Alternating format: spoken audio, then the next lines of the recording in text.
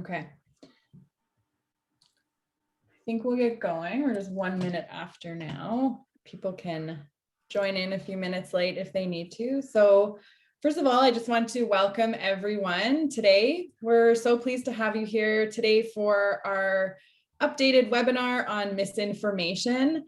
Just a side note, our registration for this session today filled up within 24 hours of us sending it out. So there seems to be really great interest in this topic these days.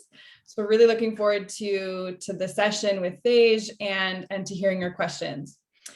And just to introduce myself briefly, as this may be the first time you're seeing my face, or maybe the first time you're joining an E4D training webinar. So I'm Rachel Maxwell. I am Evidence for Democracy's new executive director. I joined the team at the end of March, and it's been a really busy first month getting up to speed on all the work and projects going on with the team. And just quickly, if this is your first interaction with us today, welcome. And just to speak a little bit to who we are, Evidence for Democracy, or E4D for short, is the leading fact-driven, nonpartisan, not-for-profit organization promoting the transparent use of evidence in government decision-making in Canada. We do this through original research, education, and issues campaigns, and by engaging and empowering the science community to help build demand for evidence-based decision-making. But before we get started, I think first we want to begin by acknowledging the land that we are delivering this session from today. So today I'm joining from Ottawa, which is located on the traditional unsurrendered territory of the Algonquin and Anishinaabe people. While we take a moment to acknowledge this, let's all recognize the history and continuation of colonialism on this land. And for all the settlers on the call today, to think about the benefits that we experience because of colonialism and how we can do our best to respect and stand in solidarity with those who were here first. I know that many of you are joining us today from different places. So we've shared a link to Native Land Digital with you here. Native Land Digital is an awesome not-for-profit, and they've created a map to show Indigenous territories, treaties, and languages. It's a really helpful tool for understanding more about the land we are on. So I encourage you to take a minute to explore that. And just on the housekeeping front, so please feel free to use the chat feature throughout. You can drop any questions you have for us in there, or you can submit the questions via the Q&A function. We will be monitoring both, and there is time scheduled in for questions at the end. And so we'll keep an eye on those and get to as many of them as possible. We also have auto-generated captions turned on today. So if you prefer to not have those showing up on your screen, you can turn them off by clicking the closed captioning button at the bottom of your screen and selecting hide subtitles. And of course, following the webinar, you will all receive a copy of the recording and our new toolkit on addressing misinformation. So without further ado, I would like to hand it over to my wonderful colleague, Tej here. Tej has been leading this work on misinformation at E4D for a number of months now. This is work that is supported generously by the Government of Canada, specifically Canadian Heritage. So we want to thank them for their support. But Tej has been with E4D for a while now, and he is a researcher interested in interdisciplinary work conducted at the Science Policy Interface. Tej completed his PhD in 2020, so not that long ago, in the Department of Physical and Environmental Sciences at the University of Toronto, Scarborough. His PhD work focused on the prevention of spawning of 4 invasive species known as Asian carps. He also holds a Master of Science in Climate Change from the University College London and a Bachelor of Science in Physics from McGill. So welcome, Tej. Without further ado, I'm handing it over to you. Thank you. Thanks so much, and thanks everyone for coming, and thanks for that introduction. So first, we're going to start off just by defining the terms. Today, we're going to go briefly into the background of what misinformation is and what the harms are, but the main focus of today's talk will be techniques that you can use to either inoculate to prevent people from being susceptible to misinformation, or to debunk, which is the opposite with when they already know what the misinformation is and you're trying to correct them. So we're going to start off by just defining misinformation. Broadly, misinformation is false or misleading information that is spread regardless of intent. Disinformation is a type of misinformation which is spread intentionally to deceive. I'll be using misinformation as a catch-all term, but when needed, I'll refer to disinformation when it's applicable. So what are the harms? We're just going to start off with a quick stat from Stats Canada from the first few months of the COVID pandemic. So 96% of Canadians who took their survey who used the internet during the first few months of the COVID pandemic saw information that they suspected was misleading, false, or inaccurate. So obviously a lot of Canadians are seeing misinformation. So what are the harms of that? The biggest harm is that it's a threat to our democratic institutions, especially online disinformation. There's one paper that goes through the threats of what online disinformation could do to democracy. And this is a helpful quote. It's a threat to the capacity to engage in communication characterized by the use of facts and logic, moral respect, and democratic inclusion.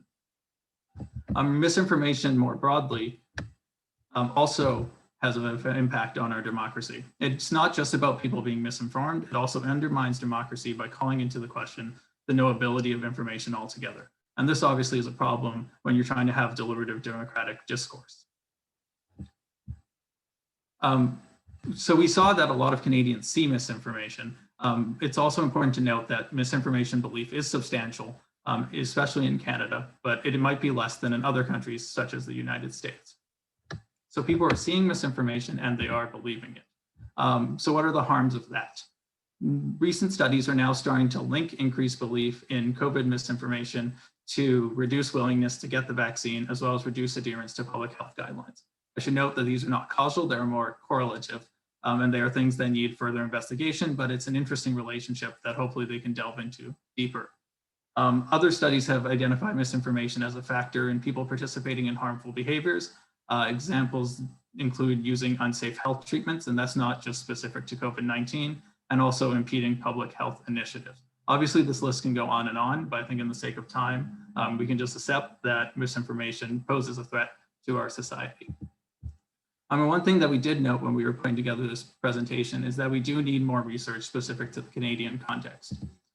There are mostly exploratory and qualitative studies in Canada, and they have found evidence that misinformation is potentially influencing health decisions and also perpetuating stigma and discrimination around marginalized groups, specifically Indigenous people. And what I mean by exploratory and qualitative studies is that they were in very specific contexts, or they were interview of a small sample of people. So these are generally where you start the research process, and then from there you're supposed to do bigger and more studies to see how these conclusions hold in other contexts. So this is a starting point, and we are suggesting that we need more research in Canada to understand how it's impacting different communities and how it's impacting Canadians' decisions. So for the purpose of this, it's very interesting to see who will be susceptible to misinformation. Well, anyone can fall for it, but there's three schools of thought on why people might be susceptible. The first is simply information deficit. Information deficit is just not knowing something about the topic, therefore being so susceptible to misinformation about the topic. The second is motivated reasoning. And this is belief in arguments that support conclusions we agree with. Sometimes we come to things with our own particular bias and we'll see logical explanations, and then we will accept them more readily if they agree with conclusions that we already hold. And the third one here is just lazy thinking. Sometimes a lack of analytical thinking, especially when sharing misinformation, is one of the things that makes people susceptible. And these are not mutually exclusive categories, and there is some thought that using analytical thinking and encouraging analytical thinking can actually cancel out the motivated reasoning in the middle. But this is a good understanding and a conceptual framework for who is susceptible to misinformation. So how do we deal with it? Obviously, this is not just an individual problem. There's larger scale problems to deal with social media, to deal with how information is transmitted through society, disinformation actors, and so on and so on. So it's going to be a combination of individual, organizational, and government actions. Today, we're going to be focusing specifically on the individual, but just understand that this has to be part of a larger effort, that it can't just be individuals working on their own. There has to be sort of the bottom down bottom-up and the top-down approaches. So helpful for today would be to understand what does misinformation look like. And it's actually very tricky to spot because a lot of misinformation is actually just true information framed in a misleading fashion or taken out of context. Photos from real events being used to show something else in a different event, information from one thing being applied in a different context. Obviously, we also have to worry about manipulated images and fabricated content, but it's important to note that the trickiest misinformation to spot is ones that are just presented in a misleading fashion. Specific to research and scientific misinformation, there are problems, especially with all the data going around right now with COVID-19. There's a possibility that you're cherry picking information, that you're just picking out the data that agrees with what you've already believed instead of taking the entire body of knowledge in context. There's also other ways that you can take the data out of context, but also there is poorly presented data. Again, there's a lot of data on the internet, the way you graph it, the way you show it to public. If it's poorly presented, can lead to misleading conclusions. Other things are from the science itself. Sometimes conclusions can be reached from poor study design. Sometimes there's the use of bad statistics, and so on and so forth. So instead of going through an exhaustive list of every single type of misinformation, I think it's more important to understand how we can identify and what we can do to make sure that the information we see is being vetted. And this is all part of the first thing that an individual can do, and it's practicing good digital citizenship. Essentially, digital citizenship is just the understanding that you are part of a community online and you have other individuals that are looking to you to vet the information that's going through and also to act in a respectful manner. So the first thing you do is verify information before sharing. And this is done mostly by reading other sources and seeing if they all came to the same conclusions. If you see something that you think is misleading, try and understand how it is misleading and why it is misleading. On top of that, always try and read the primary sources where possible, especially if you're an expert in the field. It's helpful to go to the primary source. If you're not an expert in the field, oftentimes the people who write the primary sources, especially in researchers and scientists, can do plain language summaries, or they have Twitter threads explaining their research in plain language. On top of that, any other type of information, always go to the primary source. If you are listening to this and you are a researcher, consider making plain language summaries to any of the studies you do so that it will reduce the amount of misinformation. And I know these are things that we probably all think about, but from that earlier Stats Canada survey, 21% of Canadians, only 21%, reported that they always check the accuracy of information, and 37% responded to often checking the information. So that leaves a substantial amount of Canadians who are not doing this. In fact, 22% always, often, or sometimes shared COVID-19 information they found online without knowing it was accurate. So the first step to practicing good digital citizenship is to verify 100% before that something is true, before you decide to share it, or before you decide to pass it on to anyone else. So now we're going to get into the methods to address. And broadly, they can be put into two categories, as I mentioned before. The first can be proactive, which is increasing resilience to misinformation before exposure. And then there's reactive, which is correcting misinformation after it's already been exposed. It is always better to be proactive because it's more difficult to debunk misinformation once it is already believed. And this is due to the continued influence effect, where people will continue to believe misinformation that they believed previously, even after debunking. So we're going to start off with the proactive approaches, and it's important to know what type of study designs let us know that these methods work. I've created a conceptual graph here, but essentially you get a group of people. You generally start in a controlled experiment, so a small sample size, and you get their baseline and what do they know about the topic at hand before any sort of treatment.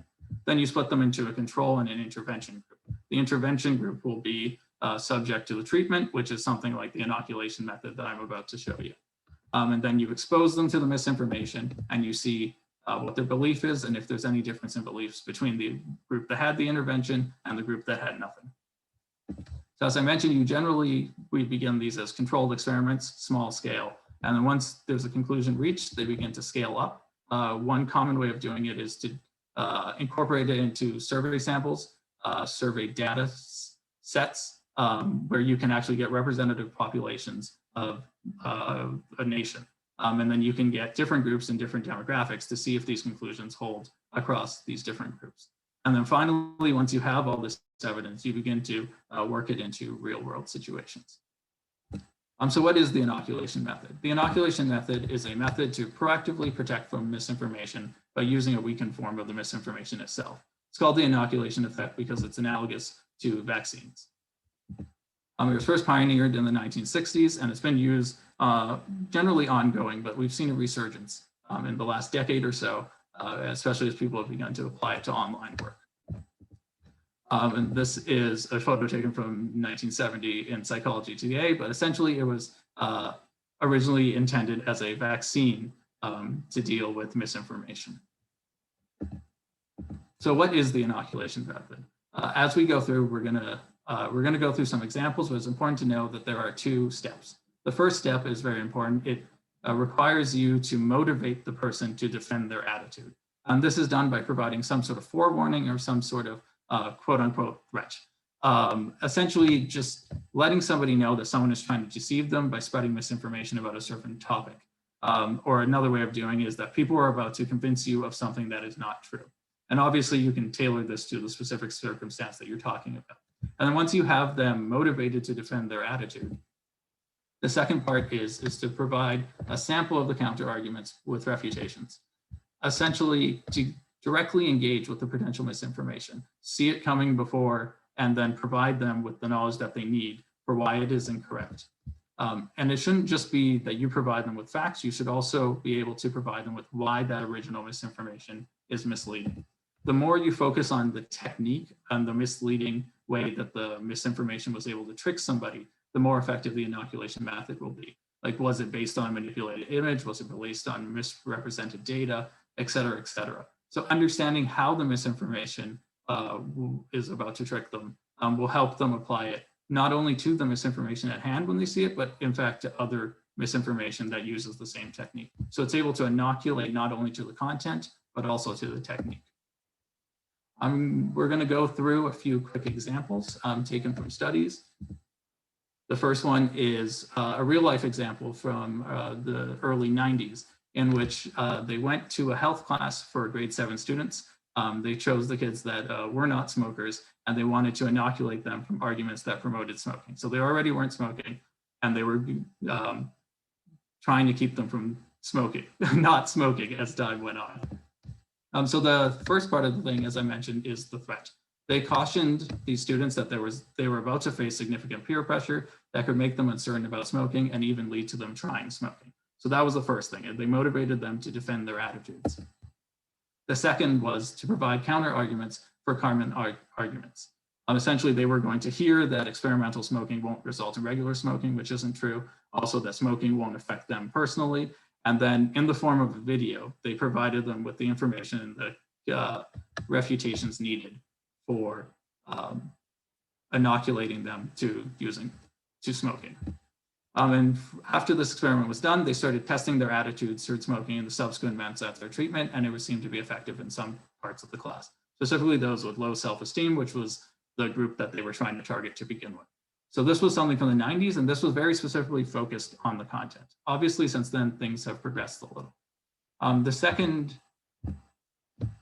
example I'm going to show you is a more recent one. And essentially, it was done to an online survey group, and they presented them with, again, two pieces of information. The first is the threat. They warned these people that people can use fake experts to cast doubt on the scientific evidence for climate change. And they specifically said that these are industry players that are trying to show that there isn't scientific evidence for climate change and that they use fake experts. So that was the warning, or that was the threat to get them motivated to defend their attitude. And then they provided them with the information. They explained the technique of fake experts, which is using experts that don't have relative expertise at the topic at hand. And they provided this graphic showing that the tobacco industry, in fact, used to do this.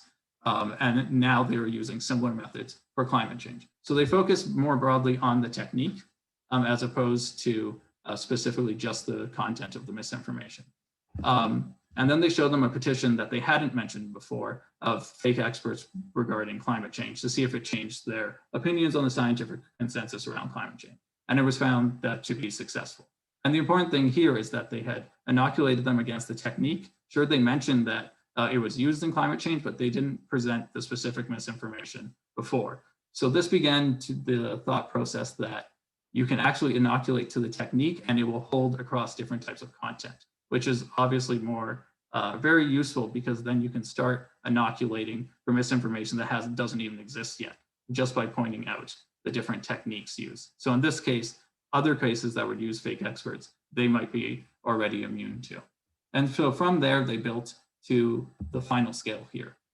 This is an online game that's been created by Cambridge University with partners, and essentially it inoculates the public against misinformation techniques.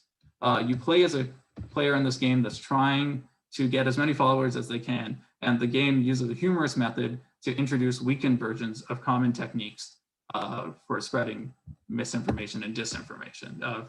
For this example, they used impersonating people online, emotional language, polarizing groups. Different types of language can be used to make polarization larger. What happens if you spread conspiracy theories, ways to discredit opponents, and then trolling. So they teach them these 6 techniques, and then they tested them to see if that they were inoculated against further uses of the technique. So things that they hadn't seen before, but they used the same techniques, the research showed that the game had effectively inoculated from them. So that's where we are now with the inoculation method, is that you have to have those 2 components. You have to have the threat, and then you have to have the information. And it's very helpful if you focus on the technique, because then you can inoculate for content that doesn't even exist yet, and it makes it a lot easier. Also, this showed that you can use repeated interventions, which continue with the vaccine analogy, are known as booster shots, to increase the length of effectiveness.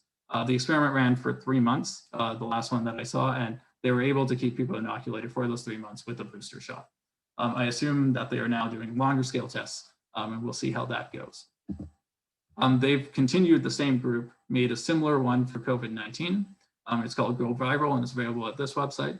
And I just wanted to point this out because they have a very distinct, they're still using the 2-step method. They're using that first method here of warning them of the misinformation is the threat. And then the second step of providing them with the information they need to become inoculated. So that is pretty much the inoculation method. There are some other proactive methods that are somewhat useful. None of these are quite as good as the inoculation method, but they can provide protection from misinformation. The first of this is forewarnings, a general warning that you're about to see misleading information prior to exposure. So this is actually just step 1 of the inoculation by itself. So that step by itself can provide some protection. And then the second step by itself, which is supporting statements, which is just facts and evidence to support a position that you already hold, but without the warning, it can still be effective. Nudging is another one, just reminding people to think about accuracy. That taps into sort of that lazy thinking that leads to susceptibility and misinformation. Just by asking like, hey, do you think this article is accurate? They begin to think about accuracy, and they are actually less likely to share the misinformation. And where possible, reminding them of a scientific consensus. Obviously, there aren't a lot of fields where there is one factor figure you can pull out for a scientific consensus, but if that exists, that can be helpful in inoculating people. So now we're going to switch gears a little and go to the second type of misinformation or techniques. This is what happens when someone you know already has seen the misinformation and already believes the misinformation. So the first step here is, when should you engage? So you know that you see misinformation online, you see misinformation in real life, someone has told you that they believe this misinformation exists. So now you're thinking to yourself, is it worth the effort? Is it worth the time? Oftentimes we've heard from people that it takes a lot of time, it takes a lot of effort, it can be mentally draining to constantly be trying to fight misinformation. So this becomes a decision that's up to you. Every time that you come across the situation, just do a quick cost-benefit analysis of, is it worth the time? Is it worth the effort? Obviously, this is more of a marathon than a sprint. So you should be worrying about yourself first, especially your own mental health, so that you don't want to burn out and you don't want to overexert yourself and then not feel like doing it later. The second thing is it going to be effective? Trust plays a major role. So ideally, you are dealing with someone that you trust. These sorts of debunking work better on a personal level. It should be someone that you know, and the better you know them, the more trust there is. So factor that into when you are deciding whether or not something is effective. Is this person likely to listen to you? And also, is the misinformation actually impactful? People are allowed to believe things that are wrong. You can't go around correcting people every single thing that they think is wrong. Take into account like how harmful is this misinformation. If it's about health information or something like that, that might be very impactful. You might want to engage. But if it's just something about wrong actors in a movie, that's not something that you necessarily need to engage with. But again, that's a judgment call that you can make. And also your relationship with the sharer. You want to leverage trust that you have. If you have a previous experiences with this person, then this should all factor into your decision to engage. So it's not an easy decision, and you have to constantly be making sort of this thought process. And then once you decide to engage, how should you engage? And again, this is situation dependent, and it's going to be informed by your previous interactions with this person, as well as the previous experiences. Right now, best practices are saying that you should try and engage them in private conversations, as opposed to having it take place in a Facebook comment field, maybe have them take place in a private messaging. And that's just because the person feels less attacked. And essentially what you're trying to do is change their mind and work together to come to a common goal. You can also decide whether to engage directly, or do you need to go after the person who is sharing it, or would you rather just on your own page deal with the misinformation and the content itself without involving the person? So if you see misinformation coming from a source and you just want to deal with it yourself without directly engaging, that's another tactic that might work. And also you got to think about your audience. Are people listening to you? Is there other people watching? How you want to play that out? So again, I can't give you like strict instructions, but just go through these things and see like, is it worth my time and effort? Will it go well? And then make your decision and how to engage. Some general tips if you do decide to engage is to focus on the individual, the misinformation and not the individual. You don't want to make them feel attacked. You want to come at it with the sense that you're together on a shared journey to find the truth. Always be kind and empathetic. No one likes to be spoken down to, even when they are wrong. Being kind and empathetic can go a long ways, including in debunking misinformation.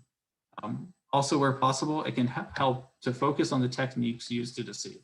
This is just straight out of the inoculation method. Instead of focusing only on the misinformation content itself, explaining how that technique is misleading and how it is used to deceive can be important, and it makes it more effective.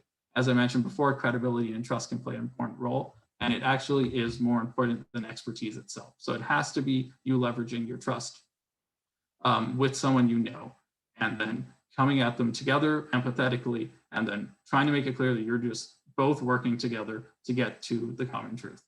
And always, when dealing with scientific misinformation, stick to the plain language and avoid jargon unless absolutely necessary. Using language that everyone can understand makes it easier for everyone involved.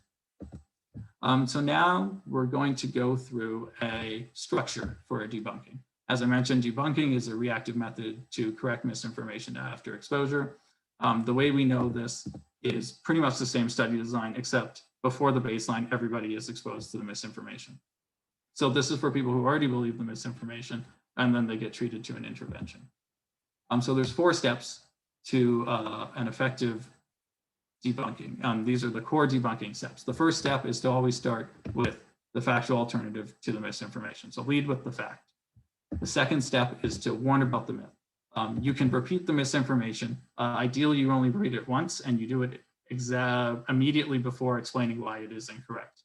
Research shows that it is safe to repeat misinformation when correcting it, even if the audience was previously unfamiliar with the misinformation being corrected. It's actually more effective to explicitly repeat the misinformation compared to debunkings that don't. There were previous concerns of a backlash effect where repeating the misinformation while debunking it would increase belief, but that has not been empirically supported and isn't seen as a robust conclusion. So once you've warned about the myth, the third step is to explain the fallacy. Instead of just saying the misinformation was wrong, you have to explain why. Why the mistaken information was thought to be correct in the first place, why it is now clear that it is wrong, why the alternative information is correct. So you have to differentiate between the information that you're saying is correct and the information that you're saying is wrong. And again, drawing attention to misleading and deceptive techniques and explaining how those techniques deceive makes it more effective compared to debunkings that don't. And then finally, you finish off just by repeating the correct information, as well as a plausible explanation. Some evidence shows that the success of the correction or the success of the debunking may depend on if the person believes the alternate explanation given. And this is especially true for ones that you both agree that the evidence is there, there's just different explanations for it. You have to provide a plausible alternative to why that evidence is there. So these are the 4 steps: fact, warn about myth, explain fallacy, and then reinforce the fact. I'm going to provide an example from the literature. This was from a study that did a debunking of 3 ineffective treatments for autism. They actually tested it on teachers, allied health, and early learning paraprofessionals that are working with preschool children with autism.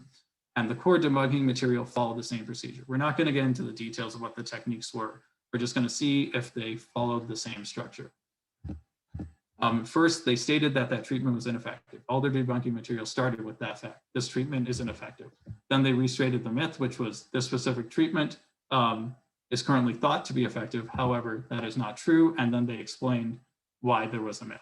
For one of these treatments, it was that it originated from 2 studies that showed originally success in these treatments. However, these studies had flawed methodologies, and they went on to explain why the methodologies were flawed. And then better designed studies afterwards found no effect, including a systematic review. Their debunking was quite long, so I've just kind of taken the bare bones to present in a generalized fashion so you're able to use it in your own life.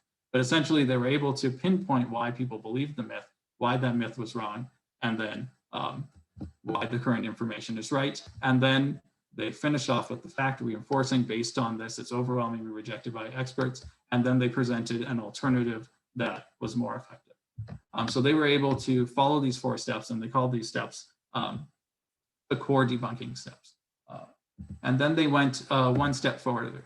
They had some techniques in there that if you have this, you don't need these, but they can help. The first is making an effort to establish credibility. In the specific study, they emphasized in their debunking material that they both, the group that came in, had a deep-rooted care for clients and a desire to assist professionals in their decision-making.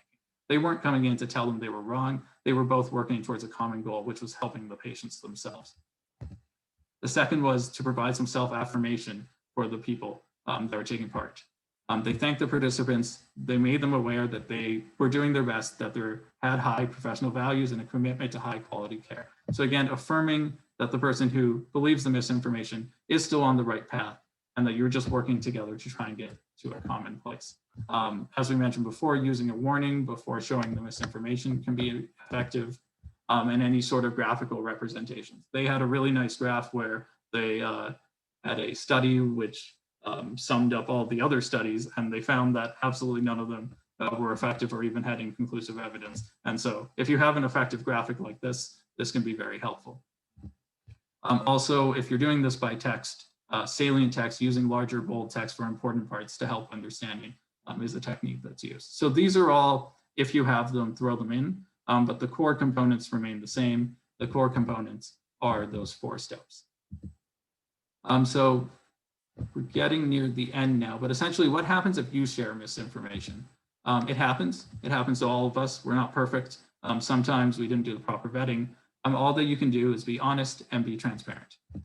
Remove the post. You don't want someone accidentally scrolling through to see it and not read your comment correcting it. Instead, remove the post and make a new post that has a direct retraction. Acknowledge that you share misinformation, explain why, and then follow the above 4 steps. So now essentially you're debunking yourself, which studies have actually shown is more effective. If debunking can be more effective when issued by the source of misinformation itself. So what if these techniques don't work? Obviously, these techniques will not work in every single situation. They are not infallible. It can be more effective to team up with other organizations. Organizations are able to scale up and reach a larger group. They're able to inoculate on a larger scale. And of course, as this isn't just an individual problem, the next step is always to engage with your elected officials. Just to expand on what it is that organizations can actually do, essentially it's executing the techniques I just showed you, the debunking, the inoculation method at a larger scale. Different organizations have different communities and larger audiences. There might be communities that aren't being covered by other organizations, but essentially the more people we have, especially at the mid-level, that have the reach doing these types of things, the more inoculated people will get and the less room there is for believing the misinformation. Obviously, we can always help with literacy initiatives. That first point of why people were susceptible to misinformation was just information deficit. A lot of this is already being done at schools, universities, but libraries, nonprofits can always help. We're kind of doing that essentially right now. And then there's also initiatives for journalists. These already exist, and also social media platforms. Social media platforms, we'll get into this at the next webinar I'm about to tell you about, but social media platforms and their algorithms are responsible for how information is transmitted online. And so they have a responsibility to being transparent and also to deal with misinformation in some manner. And the final thing is, what can governments do? So we had those 3 levels where we had individual, organizational, and now government. We're going to have a webinar at the end of the month that focuses exclusively on this. And that's because we couldn't do it justice in this webinar alone. But essentially what we're going to go over in that webinar is recent attempts to legislate criminalization of disinformation, specifically the Election Modernization Act of 2018 and developments from there. And specifically what that deals with is, how does disinformation intersect with our charter rights? Like, how are you able to criminalize disinformation, or should you even criminalize disinformation as it intersects with our charter rights? The next thing is what I just mentioned, the regulation of social media platforms and big tech. Most of the recommendations recommend avoiding any sort of government-led oversight or moderation of content. And by oversight, I mean removal of content itself. What they do want is that they want legislative transparency for these social media platforms, and also understanding of how moderation is done. And the final thing is just ongoing funding for education and literacy programs, as well as research initiatives dedicated to studying the Canadian context. As I mentioned right in the beginning, there is somewhat of a dearth of information specific to the Canadian context. And as misinformation might spread differently through different media types in different provinces and different community levels, it's important to understand that we're not just taking things from other countries and applying them to the Canadian context without making sure that they are, in fact, true in this context as well. So thank you for your time. And now we will be having any questions. Questions that I would love to have is just anything about the techniques or your experiences that you want to share. And I think we have around 20 minutes for questions. Wonderful. Thank you so much, Tej. And yes, we have about 20 minutes.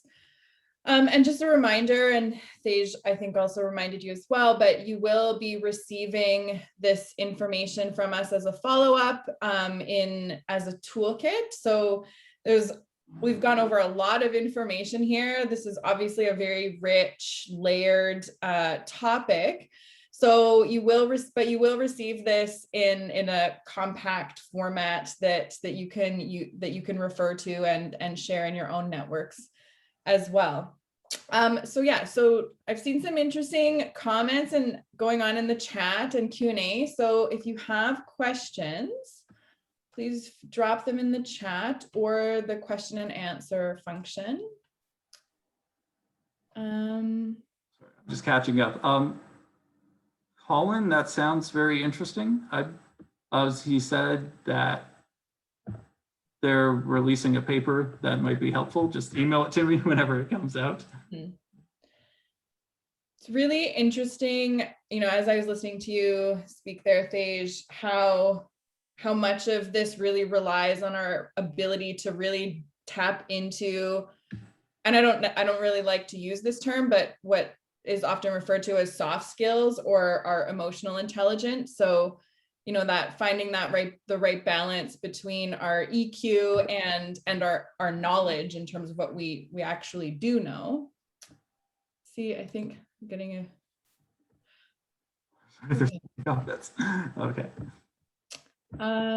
Okay. Okay, so some questions coming in. Yeah, so there's 2 questions down here that are similar. Sometimes people believe that the right information is actually part of conspiracy. How do you fight against that? So yeah, there's a whole field of studying just specifically conspiracy theories. And how I would say is that sometimes conspiracy theories can be used as sort of a prerogative, I guess, like a way of looking down at somebody. But the way to deal with this is just to try and understand why they think what they do. And I can't say, some people, it'll depend on the situation, obviously, of whether or not it's going to be effective. But if you know someone closely and they're falling sort of into this trap, it's important to just understand what information they're looking at, and then maybe providing, without engaging in the content itself, the techniques for how that can be misleading, so that they begin to think about it the next time they see the conspiracy theory itself. So that doesn't feel like you're attacking specifically what they believe, but you're, in a way you are, in that you are saying that, like, oh, like, watch out for this technique, like, watch out for this thing. Obviously, I'm not going to say that that's going to work in every single case.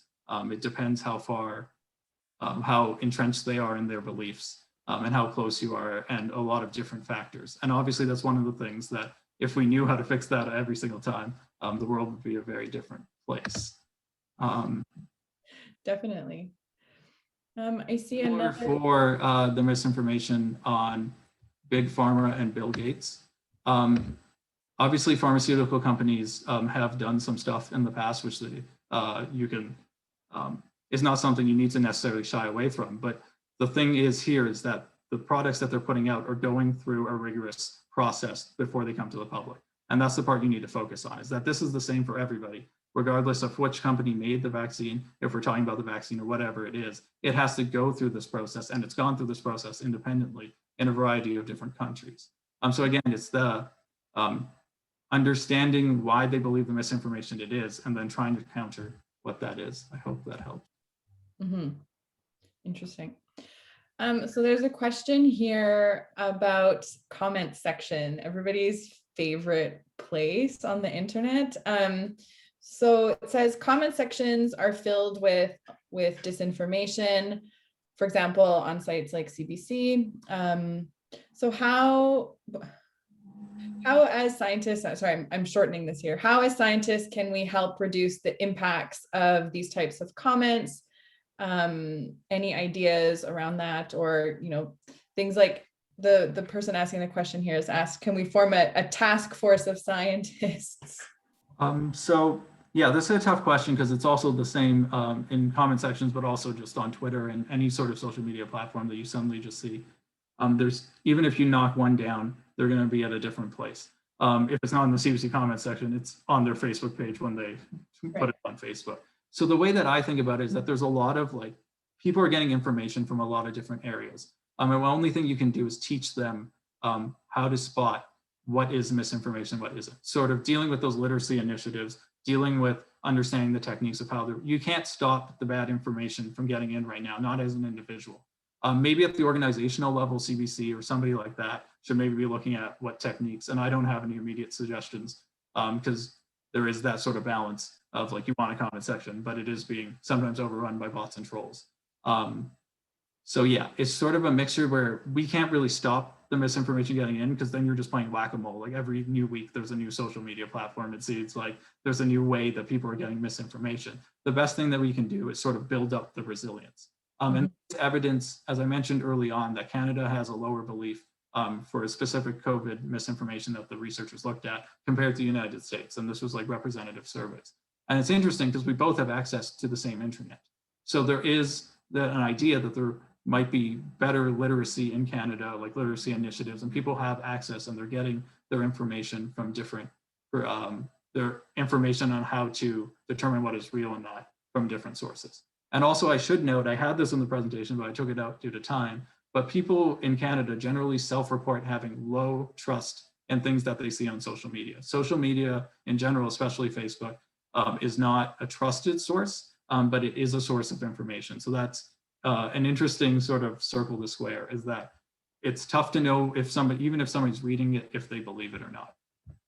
Interesting. I really like the message around building resilience in this context. Sticking just on the media topic, there's another question around media.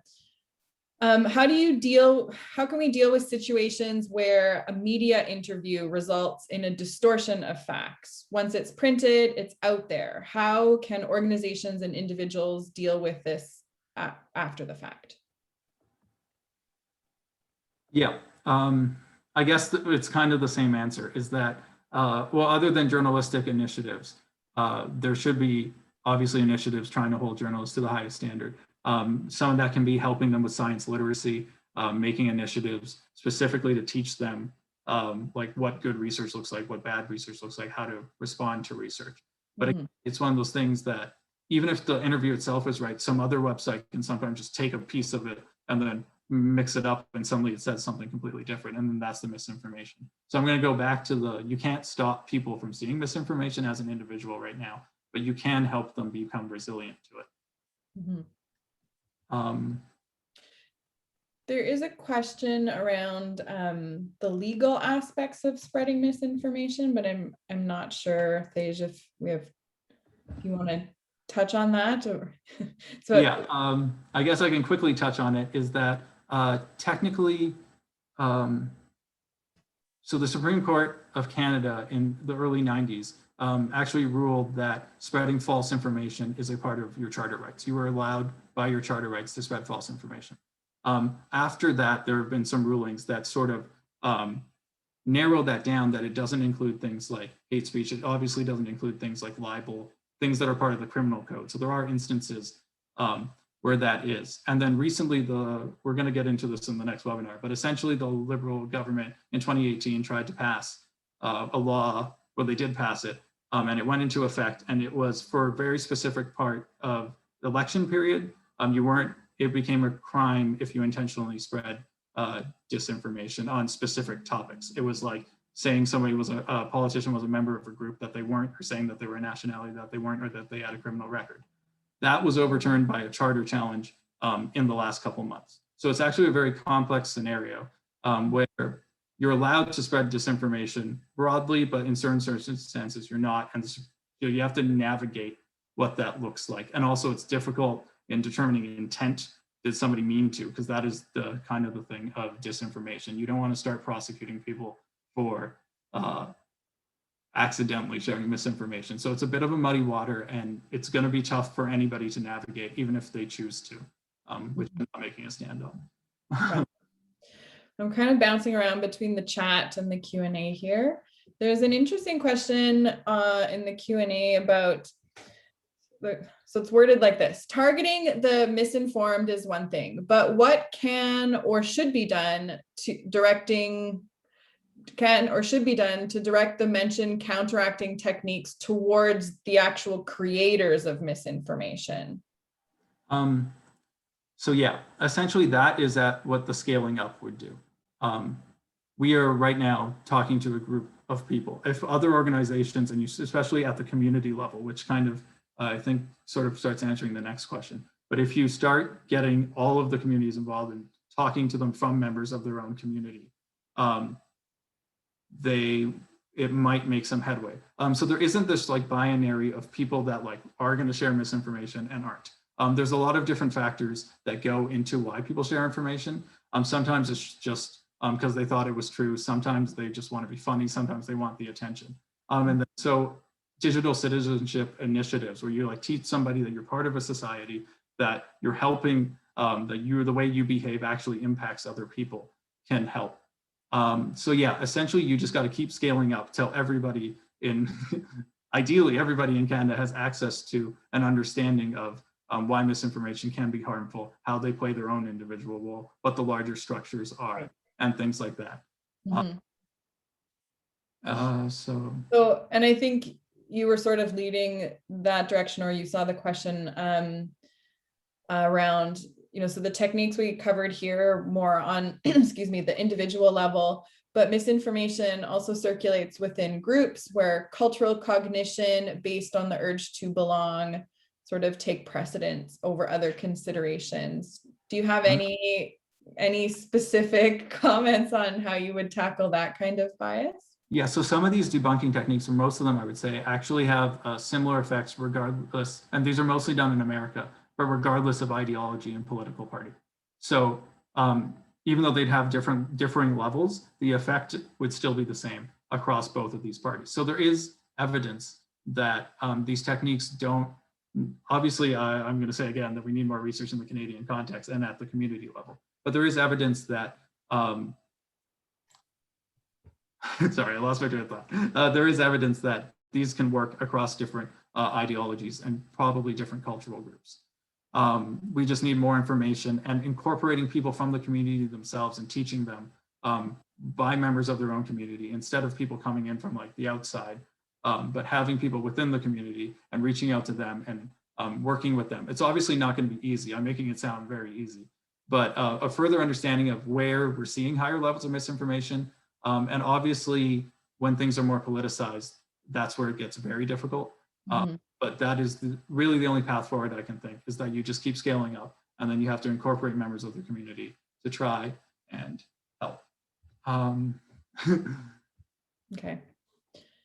Some questions that sort of touch on our sort of current predicament right now. I don't know if that's something we want to speak to, but I'll ask the question. How do you recommend countering misinformation in trusted sources like mainstream media? So for example, the example being the sensationalizing and exaggeration of rare vaccine side effects without context of the risks of not getting vaccinated. Yeah, so I'm trying to find the question again. It's in the chat. Yeah. Yeah, so generally you can, well, there's a couple ways you can go, but I'm not going to do the whole spiel of resilience. But if you wanted to tackle it directly onwards, you can just, if you consider yourself an expert in the field, you can write your own op-ed or letter responding to it. If you want to send it to a different organization, team up with them, and then they can publish it on their website, or go to a different paper and do the same thing, and just like directly sort of deal with it on that impact. Once it's out there, as someone mentioned, it's already out there, so you can't really put the genie back in the bottle. The best you can do is try and use the best debunking that you can to try. And then also, again, the journalistic integrity initiatives, trying to teach journalists like what is a good way of reporting on science, how can you avoid sort of false balance, cherry picking and things such as that. And also just teaching literacy about sort of like this amount of people are dying from this one thing. How does that compare? Like, what is your risk comparatively? So that they don't just see the one scary number and think, oh my God, this is scary. Whereas in reality, a different risk is actually that you deal with every day is actually much higher, or the risk of not doing the thing is actually much higher. So teaching sort of numeracy, digital literacy can all be impactful in this. And again, I'm making it sound easy, but it obviously isn't. No, of course. Yeah, and then to answer Maurice's question, yeah, that is up to the news organizations themselves. So the question was about that often the news media do not include the original scientific reference, and I've seen that too. That has to come from the journalists themselves. Obviously, trying to push back on an individual level, maybe writing a letter, maybe contacting the reporter themselves can help, or maybe an organization just providing guidelines. But there's nothing. Yeah, it's difficult as an individual to show up to an organization and try and make them change their way, but the best you can do is to support initiatives that are.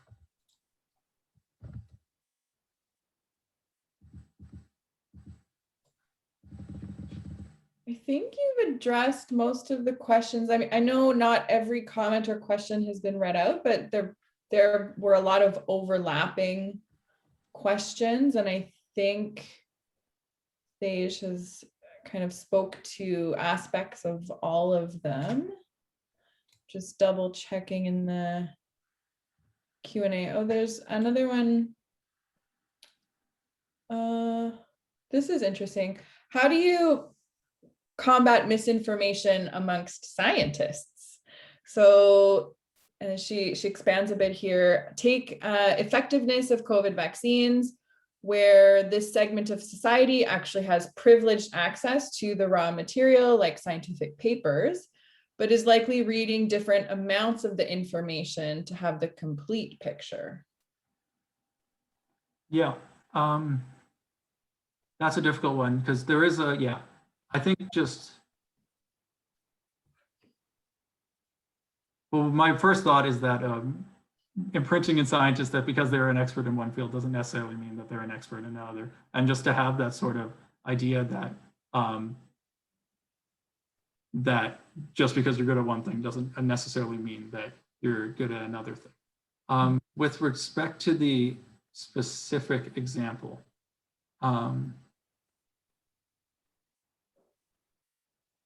Yeah, I guess the only way you can, someone with the privileged access would be someone else with that privileged aspect providing sort of debunking and things such as that. And there are obviously scientists that I've seen on Twitter that are going into the data and providing their own analysis to counteract ones that may be going a different way. There are some, obviously, it's difficult to combat that or to address that if you don't have the same level of expertise or the same level of access to data that they do. But the only thing that you can do is maybe encourage someone who does to potentially step up to the plate, or any organization again. I realize that's a bit of a cop-out, but I don't have a better answer than that. I'm sorry. That's okay.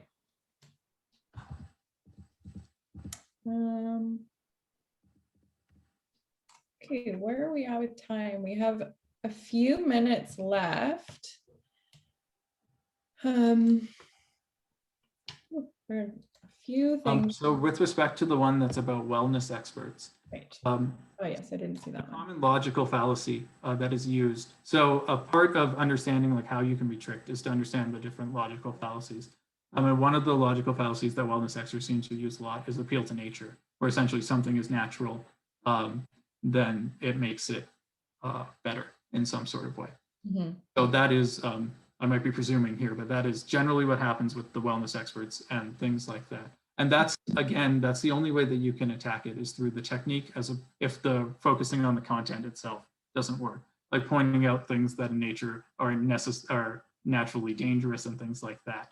Obviously, that's very difficult to do if they have a platform where they're making money off of selling sort of these, getting followers, things like that. And so when economic factors start coming into play, it becomes, again, very difficult and has to sort of come from a higher level of the social media platforms themselves or even the government, because there's a bit of an unequal power distribution there. And that person has an incentive potentially to continue with the misinformation that they're spewing. Right. But yeah, if you see someone that you know sort of dealing with that, that's the technique that they generally use. And then maybe that's the technique that might be helpful to focus on. Interesting. Well, I think we're right at time. So just want to thank everybody for tuning in today and joining us for this webinar. This is, like I said, this is a very rich and layered topic, especially right now. We're seeing a lot of this play out. So we wish you all good luck in your endeavors in combating misinformation, and are certainly open to hearing from you. And like I mentioned a few times now, you will be receiving this as a toolkit from us as a follow-up.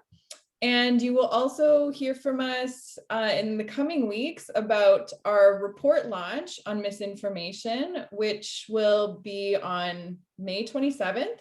And it will also be accompanied by another webinar looking specifically around the policy recommendations that have come out, that are coming out of our report. So if you're interested in joining us for that on May 27th, we look forward to welcoming you there. But thanks again, and thank you, Tej, for this presentation and for all the work you have done on this project. It's fantastic. Thank you.